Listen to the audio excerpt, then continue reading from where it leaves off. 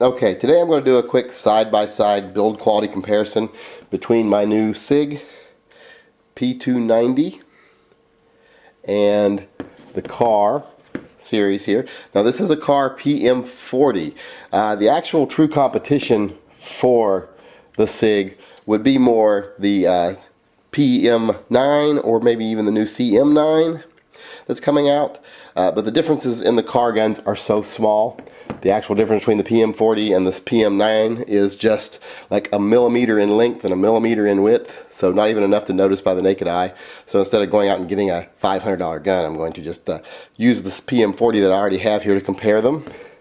We're going to be dealing mainly with just build quality, how things fit together, how things are finished, just to give an example of why I might prefer one of these guns over the other. There's not going to be any one gun here that wins every part of the competition, but you will see which one comes out on top in the end.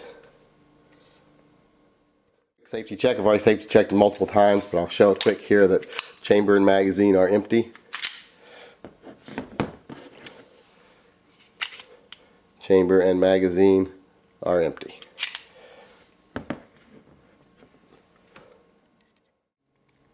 Okay, first here I'm going to deal with the sights. Now the Car standard sight is one of these dot the eye type of sights. It's not a bad sight, but not a great sight. It doesn't have much reference for left right, especially in dim lighting. It just has pretty much just reference for up and down in dim lighting. Now you can get night sights on here, but it is an option. The SIG P290 sights are the SIG night sights. I like the 3-dot because they do give you left right and they give you up down. You know, when you're aiming in dim light, you do have that reference of up down, centering it, and getting it aligned. So I like that better. I like the 3-dot better, and I like the fact that the night sights come standard on this. So in that category, sights, I'm going to give the advantage to the SIG, of course. Now let's discuss the slides. This is going to be a matter of preference here. I prefer the SIG slide. It's simpler, doesn't have as many cuts, not as many beveled edges. It's just a simple, more elegant, in my opinion, slide. The Car, a little more cuts, a little more angles, a little more shapes. You know, it's nice. It's not bad. I definitely like it. But I prefer the simpler slide on the SIG. Now the back plates are different, of course. Now this is more of the traditional, looks more like a Glock on the back, whereas the SIG does have the actual hammer, so it makes it look a little different. But in that category, it's pretty much a toss-up. I would say you can go either way, but in my opinion, the SIG wins that category. Let's talk real quick about the controls, and by the controls I mean like the takedown levers and the triggers on these, because they're very simple, so there's not a whole lot of controls on them. The slide release is also your takedown lever on this. The SIG, plain black trigger, plain black slide release. On the Car, milled stainless steel hardened slide release, stainless steel trigger. So which one do you think I'm going to give the advantage to in that category? Definitely the Car. The Car comes out on top 100% as far as the controls. I would like to see this with a stainless trigger and a stainless slide release, and I'm actually hoping that you could maybe buy those secondary market later. But winner in this category, the Car. Okay, now let's discuss the frames. The frame is something I've never been real fond of on the Car. I think this stippling is too aggressive, just too aggressive to be comfortable. Trigger guard's a little blobbish looking, and so is the lettering and the front of the slide. Never been real crazy about it. The back, obvious seams, and I don't like seeing plastic touching steel as far as support goes. Never been crazy about this plate over here and the seams and the rough edges around it. Just never been crazy about the quality of the frame on the Cars. Also don't like the gaps. Don't like those. SIG is a different story.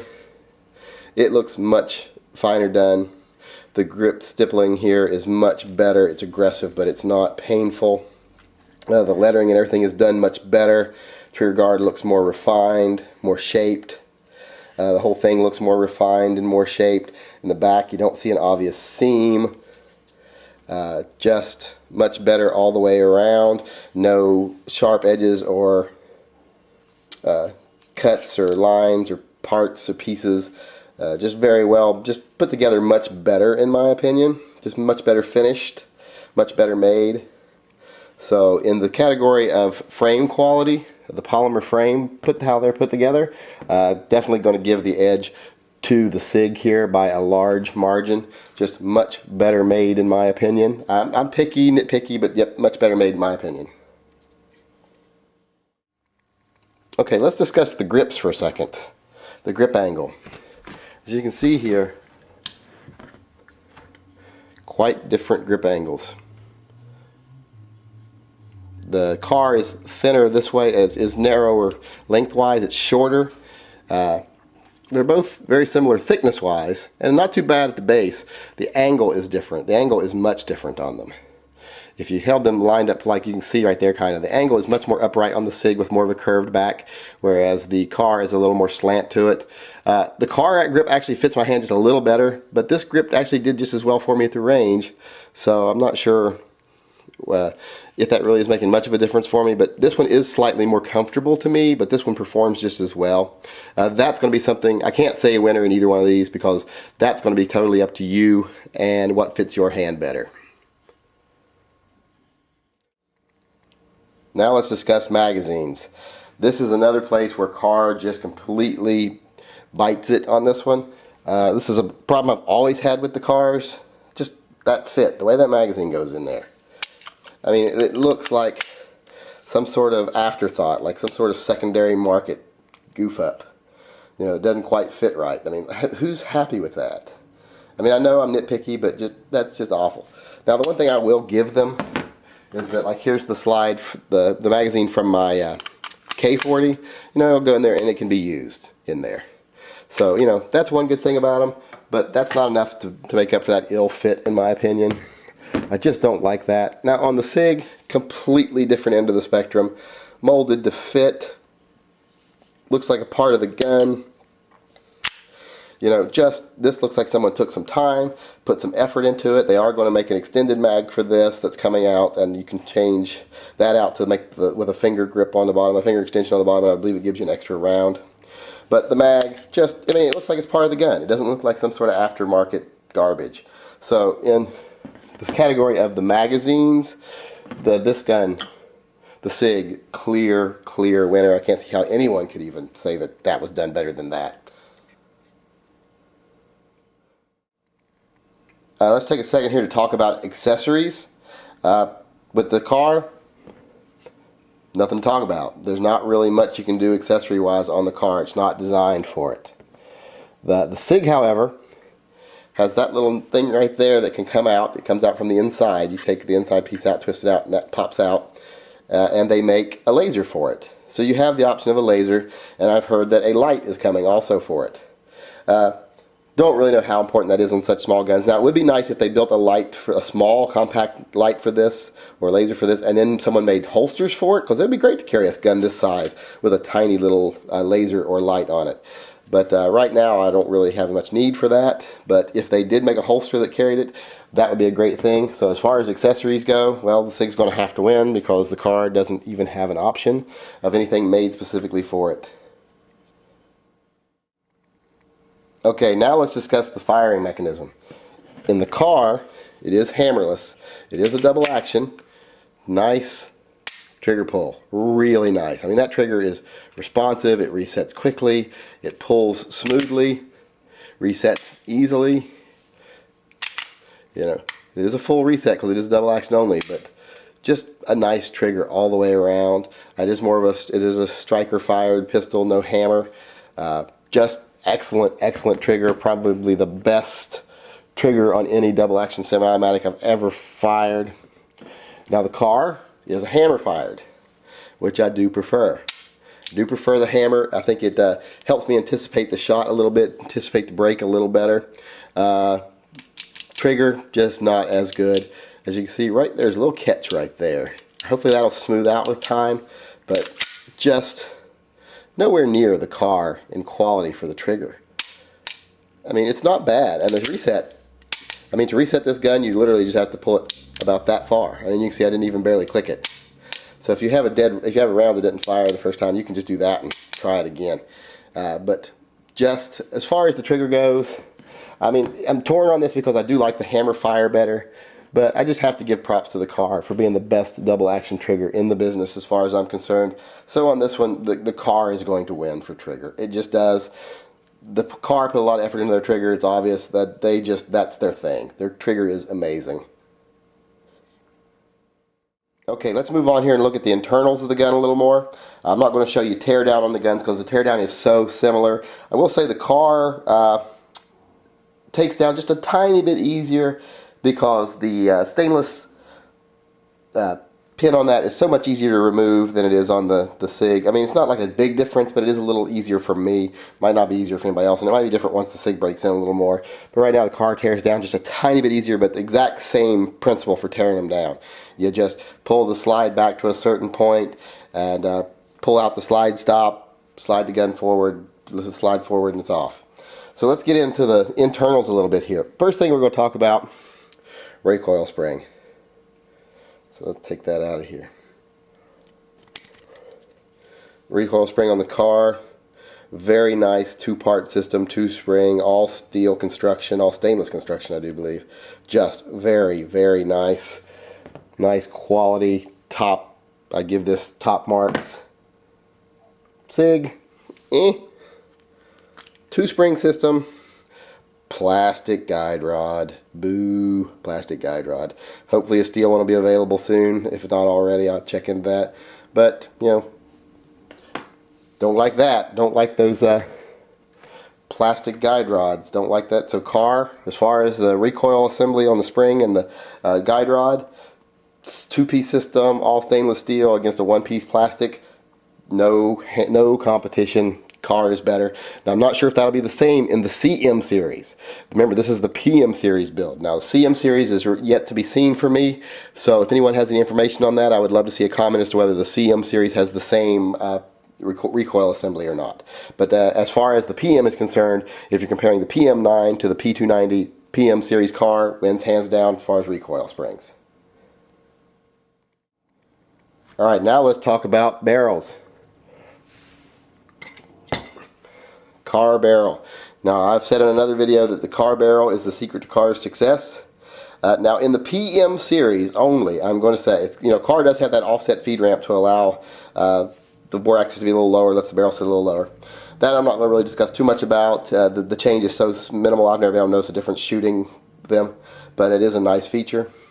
But I'm going to talk about the barrel rifling. This has the polygonal, or however you want to say it, rifling. It's not standard rifling. It's a very nice, you're not going to be able to see that, but just a very nice rifling.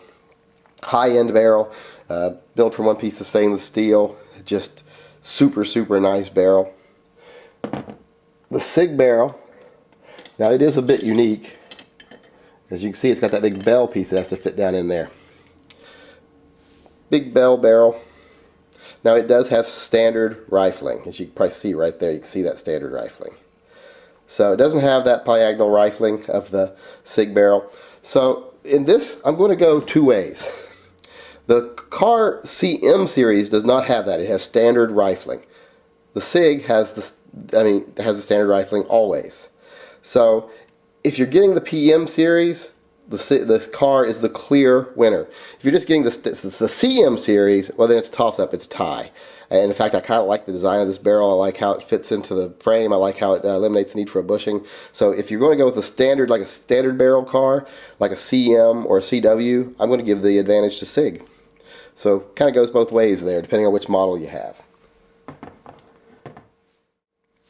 Now let's discuss the slides themselves.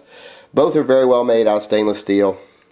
The SIG does have a little more exposed elements in it, but both are finished very well inside. No burrs, no lines, no nothing. They're both finished very well.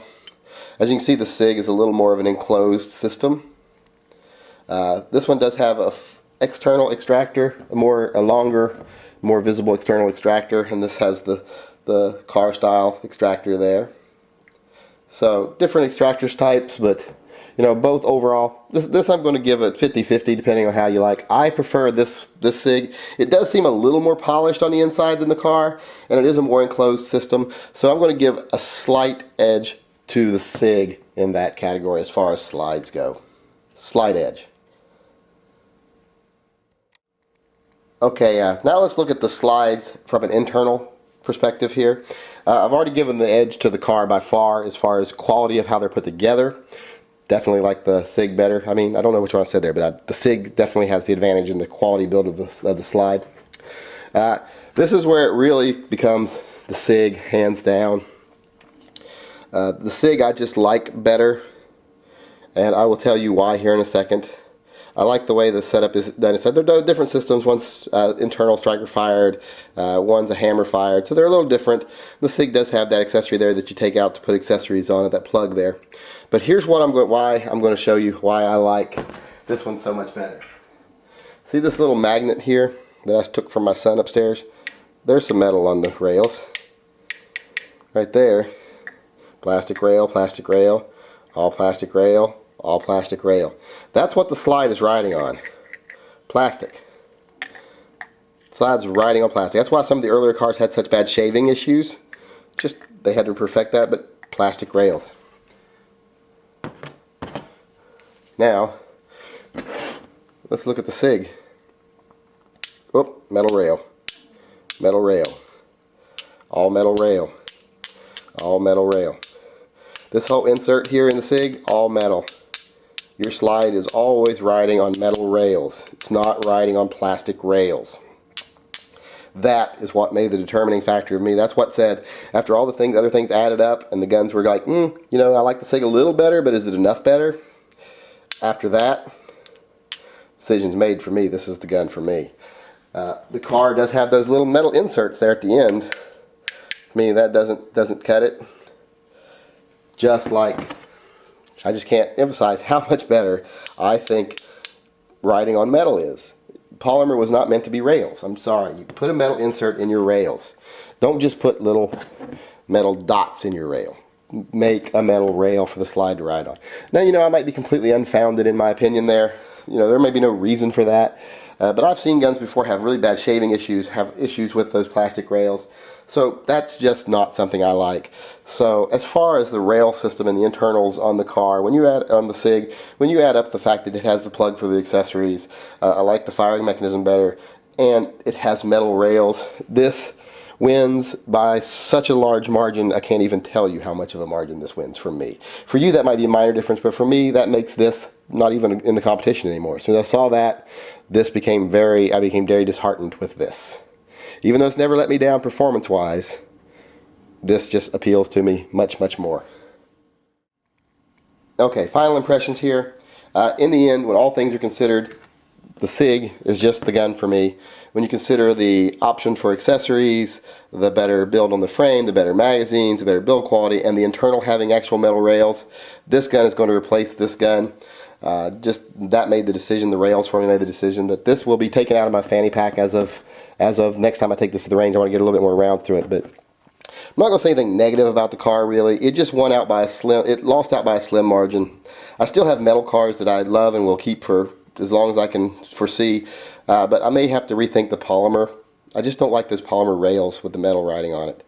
But as I've said, really, really good gun. If you've got one, don't feel bad, but I just noticed this has polymer rails. You may not even care about that. I make my decisions made on such tiny details that most people may not care about. Like, all you may care about is that this gun has the by far better firing system. It has the by far better trigger. And that might be what does it for you. You might like it better because it has a better grip angle for you. It might fit your hand better. But for me, the SIG has won out. The SIG is the better made gun. The SIG is the gun that is better for me. It's better made in my opinion, and it's better for me, definitely.